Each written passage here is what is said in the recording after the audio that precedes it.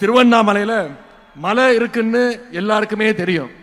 ஆனா மலை மட்டும் இல்ல, இங்க திருவண்ணாமலையில கடலும் இருக்கின்ற அளவுக்கு இங்கே கடல் போல கூழி இருக்கக்கூடிய என்னுடைய இளைஞரணி தம்பிமார்கள் அத்தனை பேருக்கும் என்னுடைய நன்றியை நான் தெரிவித்துக் கொள்கின்றேன். இங்க நின்ற தேர்தல்லாம் வென்ற தலைவர் கலைஞர். அவர் வழியில இன்னைக்கு தான் தலைவராக பொறுப்பேற்ற பிறகு இந்த இயக்கம் சந்தித்த அனைத்து தேர்தலையும் வெற்றியை மட்டுமே கொடுத்திருக்கக்கூடிய நம்முடைய கழக தலைவர் அவர்கள் இங்கே பெருமையோடு பூரிப்போடு உட்கார்ந்திருக்கிறார்.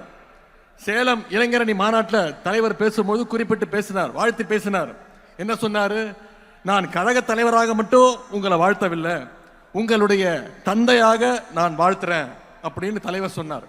ஏன்னா உதயநிதி மட்டும் என்னோட பிள்ளை கிடையாது, என்னுடைய வாரிசு கிடையாது, இங்க கூடியிருக்கக்கூடிய லட்சோப லட்ச இளைஞர்களும் என்னுடைய வாரிசு, என்னுடைய கொள்கை வாரிசு அப்படின்னு தலைவர் அவர்கள் நம்மளை பாராட்டினார். அப்படிப்பட்ட கொள்கை வாரிசுகளாக நாம இங்க எழுச்சியோடு கூடியிருக்கின்றோம். இன்னைக்கு மாநாடுன்னா பல கட்சிகள்ல ஆயிரக்கணக்கில் கூட இல்ல, நூற்றுக்கணக்கில் இளைஞர்களை திரட்டுறது அவ்வளவு பெரிய விஷயம், சாதாரண விஷயம் கிடையாது. ஆனா நம்முடைய கழகத்தில் மட்டும்தான் இளைஞரணி நிர்வாகிகளையே கிட்டத்தட்ட ஒரு மாநாடு போல நாம இங்க கூட்டியிருக்கிறோம். இந்தியாவிலேயே வேற எந்த இயக்கமும் செய்யாத சாதனையை நாம செஞ்சு காட்டியிருக்கின்றோம். இது ஏதோ கணக்கு காட்டுவதற்காக கூட்டப்பட்ட கூட்டம் கிடையாது.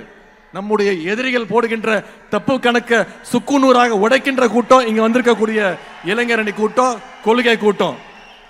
பொதுவா இளைஞர்கள் அதிகமாக கூடுனா அவங்களை கட்டுப்படுத்த முடியாது, கட்டுப்பாடு இருக்காது அப்படின்ற ஒரு பிம்பம் இப்ப வந்திருக்கு. காட்டாற்று வெள்ளம் மாதிரி போயிட்டே இருப்பாங்க, யாரும் கண்ட்ரோல்லையும் இருக்க மாட்டாங்க அப்படின்ற ஒரு பிம்பம் இன்னைக்கு இருக்கு. அவங்களை யாரும் கட்டுப்படுத்த முடியாதுன்னு சொல்லுவாங்க. ஆனா நம்முடைய கழக இளைஞரணியினர் அப்படி கிடையாது, மிகுந்த கட்டுப்பாடு மிக்கவர்கள் என்பதற்கு இங்க கூடியிருக்கக்கூடிய இந்த கூட்டம் சாட்சி. கட்டுப்பாடு இல்லாம 1 லட்சம் இல்ல 1 கோடி இளைஞர்களை திரண்டாலும் அதனால யாருக்கும் எந்த பயனும் கிடையாது.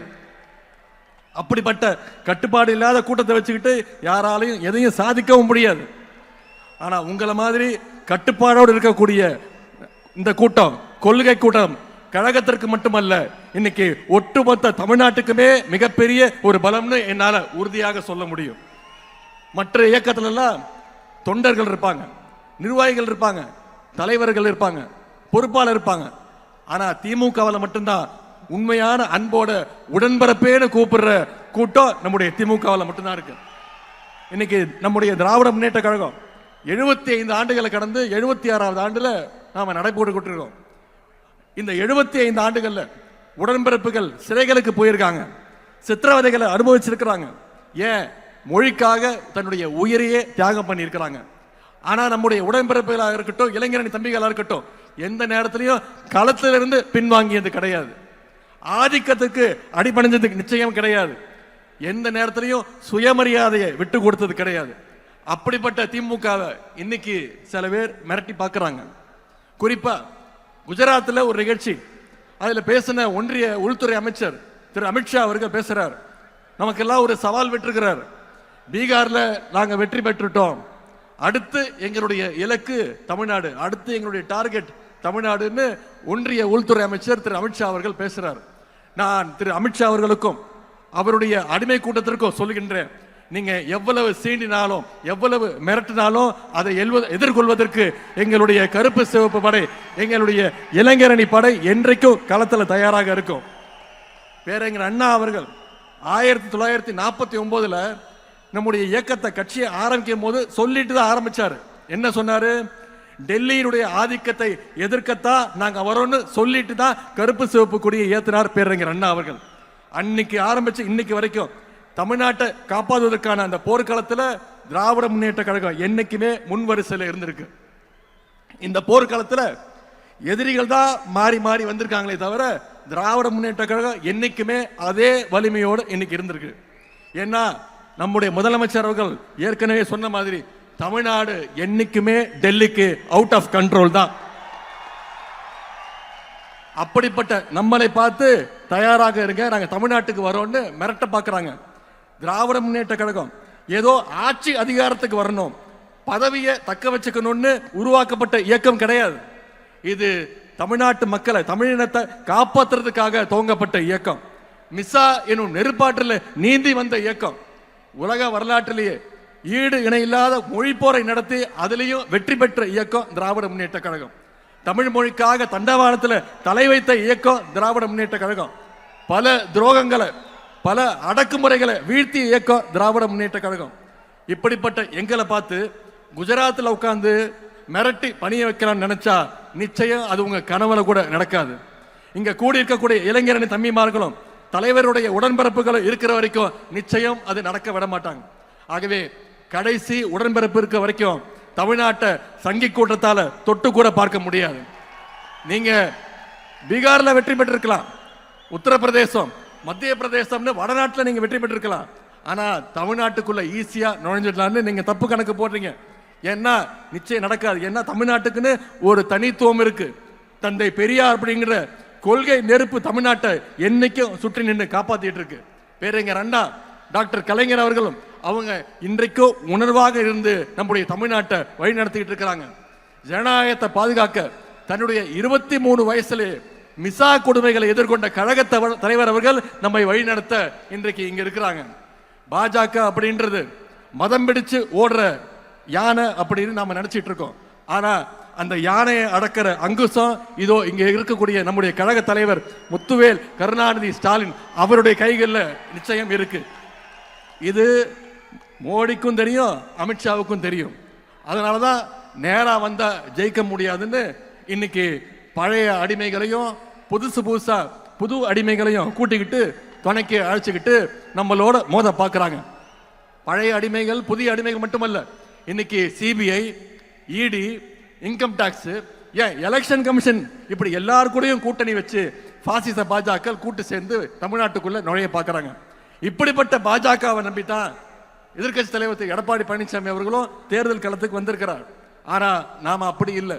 முழுக்க முழுக்க கழகத்துடைய தொண்டர்களையும் இளைஞரணி தம்பிமார்களையும் தமிழ்நாட்டு மக்களையும் நம்பி நாம களத்துக்கு வந்திருக்கிறோம். நாம தொடர்ந்து மக்களோட இருக்கோம், மக்களும் தொடர்ந்து நம்மோட இருப்பாங்க, அந்த நம்பிக்கையோடு இருக்கும். 4 நாளுக்கு முன்னாடி சென்னையில் அதிமுகவுடைய பொதுக்குழு கூடுச்சு. அதுல ஒரு தீர்மானம் போட்டாங்க. 2026 திரு எடப்பாடி பழனிசாமி அவர்களை முதலமைச்சர் ஆக்குவோன்னு அடிமைகள் தீர்மானம் போட்டிருக்கிறாங்க. பொதுவா கார்ல பேட்டரி டவுன் ஆனா அதை 4 பேர் தள்ளி விட்டு ஸ்டார்ட் பண்ணலாம். ஆனா கார்ல இன்ஜினே இல்லைன்னா எவ்வளவு தள்ளினாலும் அது ஸ்டார்ட் ஆகாது. இன்ஜின் இல்லாத கார் தான் இன்னும் இருக்கக்கூடிய அண்ணா திராவிட முன்னேற்ற கழகம். இப்போ பாஜக அப்படின்ற லாரி அந்த இன்ஜின் இல்லாத காரை எப்படியாவது கட்டி இழுத்துட்டு போக பார்க்குது. இன்னைக்கு திரு எடப்பாடி பழனிசாமி அவர்கள் சொல்றார், நீதித்துறையை காப்பாற்றணும், தமிழ்நாட்டை காப்பாற்றணும்னு சொல்றாரு. முதல்ல அவர் காப்பாற்ற வேண்டியது அண்ணா திராவிட முன்னேற்ற கழகத்தை பாஜக கிட்ட இருந்து காப்பாற்றணும். இன்னைக்கு கட்சியிலிருந்து ஒவ்வொருத்தரா வெளியே போயிட்டு இருக்கிறாங்க. ஆனா அவர் என்ன சொல்றாரு, யார் வேணாலும் வாங்க, யார் வேணாலும் போங்க, நான் மட்டும்தான் நிரந்தர பொதுச் செயலாளர். இதுதான் திரு எடப்பாடி பழனிசாமி அவர்களுக்கு தேவை. அவருக்கு தேவை மட்டும் கிடையாது, நமக்கும் தேவை அதுதான் என்பதை நீங்கள் உணர வேண்டும். திரு எடப்பாடி பழனிசாமி அவர்களே, உங்ககிட்ட ஒரே ஒரு விஷயத்தை சொல்றேன். அடிமையா இருந்து சுகமா வாழ்றதை விட சுயமரியாதையோடு சுதந்திரமா வாழ்றதுதான் முக்கியம். இதோ இங்க இருக்கக்கூடிய எங்களுடைய லட்சக்கணக்கான திராவிட முன்னேற்ற கழகத்துடைய இளைஞரணி தம்பிமார்கள், கருப்பு சிவப்பு இளைஞர்கள் இங்க பாருங்க, சுதந்திரமா இருக்கும், குறிப்பா சுயமரியாதையோடு இருக்கும். அதனாலதான் இன்னைக்கு நம்மளை நோக்கி தமிழ்நாட்டு இளைஞர்கள் தொடர்ந்து வந்துட்டு இருக்கிறாங்க, தங்களுடைய ஆதரவை கொடுக்கிறாங்க. பாசிச சக்திகளிடமிருந்து தமிழ்நாட்டை காப்பாற்றுகின்ற ஆற்றல் திராவிட முன்னேற்ற கழகத்துக்கு மட்டும்தான் உண்டுன்னு இன்னைக்கு தமிழ்நாட்டு மக்கள் நிச்சயம் நம்புறாங்க. மக்களுக்கு அந்த நம்பிக்கையை வித்துட்டவர், அந்த நம்பிக்கையை பெற்றுள்ள தலைவர் நம்முடைய கழக தலைவர் அவர் இங்க வந்திருக்கிறாங்க. கழக தலைவர்கள் மீது மக்களுக்கு இருக்கக்கூடிய அந்த அசைக்க முடியாத நம்பிக்கை தான் பாசிச சக்திகளையும் அடிமை கூட்டத்தையும் அவங்களுடைய கண்களையும் உறுத்திக்கிட்டு இருக்கு. அதனாலதான் அமைதி பூங்காவா இருக்கக்கூடிய தமிழ்நாட்டில் எப்படியாவது நுழைஞ்சு ஏதாவது ஒரு கலவரத்தை செய்யலான்னு முயற்சி செஞ்சுக்கிட்டு இருக்கிறாங்க. அந்த பாசிச கலவர சக்திகளுக்கு தமிழ்நாட்டு மக்கள் சார்பாக இளைஞரின் தன்மைமார்கள் நாம அத்தனை பேர் சொல்லுவோம், we will never allow you, we are ready to face the consequences. நாங்கள் உங்களை நிச்சயம் தமிழ்நாட்டுக்குள்ள அனுமதிக்க மாட்டோம். அதனால் ஏற்படுகின்ற விளைவுகளை நிச்சயம் களத்தில் சந்திப்போம். தமிழ்நாட்டில் நடந்து வருகின்ற ஆட்சி சமூக நீதியை, சமத்துவத்தை, மதச்சார்பினையை, பெண்ணுரிமையை காக்கின்ற ஒரு ஆட்சி. இப்படிப்பட்ட நம்முடைய கழக ஆட்சியை மீண்டும் கொண்டு வர வேண்டியது நம்முடைய பொறுப்பு, குறிப்பா இளைஞரணி தம்பிமார்களுடைய கடமை.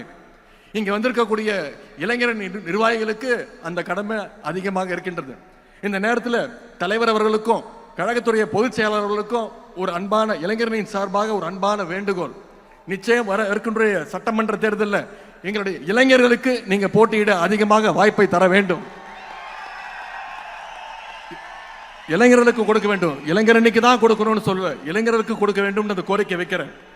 இளைஞரணி சார்பாக என்னென்ன பணிகள்லாம் செஞ்சிருக்கோம்னு நம்முடைய துணை பொதுச் செயலாளர் ஆர் ஆசா அவர்கள் இங்க பேசினாங்க.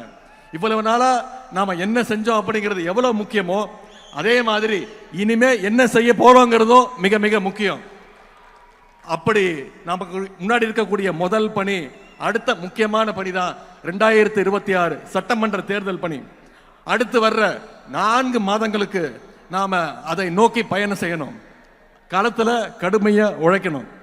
அடுத்த தலைமுறை இளைஞர்களை சந்திச்சு பேச வேண்டும். உங்களுடைய நண்பர்களை சந்திச்சு பேசணும். அவங்களுக்கு அரசியல் பத்தின புரிதல் வரணும். யார் வேணாலும் இடையில வரட்டும் போகட்டும், அதை பத்தி நமக்கு கவலை வேண்டாம். வானவில் பார்க்கறதுக்கு ரொம்ப அழகா இருக்கும், கலர் கலரா இருக்கும். அதை பார்க்கறதுக்கு மக்கள் கூடுவாங்க. ஆனா அது நிச்சயம் நிரந்தரம் கிடையாது. உதயசூரியன் மட்டும்தான் நிரந்தரம். உதயசூரியன் தான் மக்களுக்கான வெளிச்சத்தை தரும். ஆகவே நம்முடைய கழகத்துடைய வரலாறு, நம்முடைய ஆட்சியுடைய சாதனைகளை, தலைவருடைய வரலாறு பெருமைகளை மக்கள்கிட்ட எடுத்து சொல்லுங்க. உங்க தெருவில் இருக்கக்கூடிய 10-20 இளைஞர்களை நீங்க உங்க கண்ட்ரோல் எடுத்துட்டு வாங்க. நீங்க சொன்னா கேட்கிற மாதிரி இருக்கணும். 10 வீட்டுக்கு 20 வீட்டுக்கு நான் பொறுப்பு, இந்த தெருவில் இருக்கிற வாக்குகளுக்கு நான் பொறுப்புன்னு அந்த டார்கெட்டை ஃபிக்ஸ் பண்ணி இளைஞரணி தம்பிமார்கள் வேலை செய்யணும். எல்லார் கூடவும் நெருங்கி பழகணும், மக்களோடு மக்களா பழகணும். அவங்களுக்கு தேவையானதை செஞ்சு கொடுங்க. தமிழ்நாட்டில் எந்த வீட்டை எடுத்துக்கிட்டாலும் நம்முடைய திராவிட மாடல் அரசுடைய திட்டங்கள் நிச்சயம் அந்த வீட்டில் ஒரு பயனாளியாவது நிச்சயம் இருப்பான். அதை மக்கள்கிட்ட தொடர்ந்து ஞாபகப்படுத்துங்க. திட்டங்களை எடுத்து பேசுங்க. மக்களை சந்திச்சு மக்களோட மக்களா பழகுங்க. அவங்களுடைய நம்பிக்கையை பெறுங்க. இந்த பணியெல்லாம் நாம சரியா செஞ்சா நிச்சயம் நம்முடைய கழகம் 7வது முறையாக ஆட்சி அமைக்க போவது உறுதி. நம்முடைய கழக தலைவர் அவர்கள் தொடர்ந்து 2வது முறையாக முதலமைச்சர் நாற்காலில் உட்கார போவது உறுதி. நாம பெறப்போகிற வெற்றி சாதாரண வெற்றியாக இருக்கக்கூடாது. 70,000 பூத்திலையும் நிச்சயம் உதயசூரியன் வெற்றி பெற்றாக வேண்டும். 70,000 பூத்திலையும் மிகப்பெரிய வாக்கு வித்தியாசத்தில் வெற்றி பெற வேண்டும். நம்முடைய தோழமை கட்சியுடைய வெற்றி உறுதி செய்யணும்.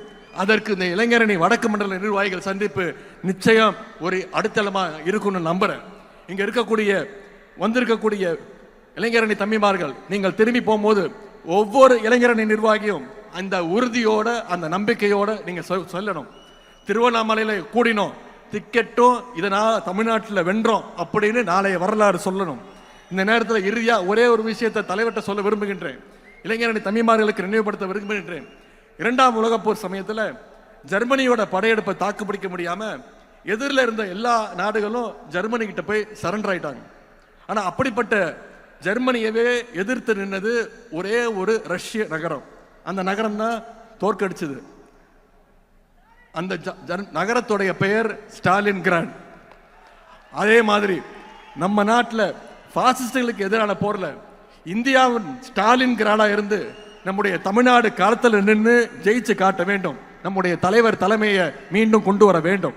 அதற்கு இங்கு கூடியிருக்கக்கூடிய லட்சோப லட்சம் இளைஞரணி பட்டாளம் நம்முடைய தலைவர்களுடைய கரங்களை நாம் வலுப்படுத்த வேண்டும். வென்றோம் 200 படைப்போம் வரலாறு என்ற சாதனையை படைக்க அடுத்த 100 நாட்கள் இளைஞரணி தம்பிமார்கள் களத்தில் இருந்து உழைப்பதற்கு நாங்கள் தயார் தயார் தயார் என்று தலைவரிடத்தில் நாங்கள் உறுதி சொல்கின்றோம். இந்த வாய்ப்புக்கு நன்றி கூறி விடைபெறுகின்றேன். தலைவர்களுக்கு நன்றி, வணக்கம்.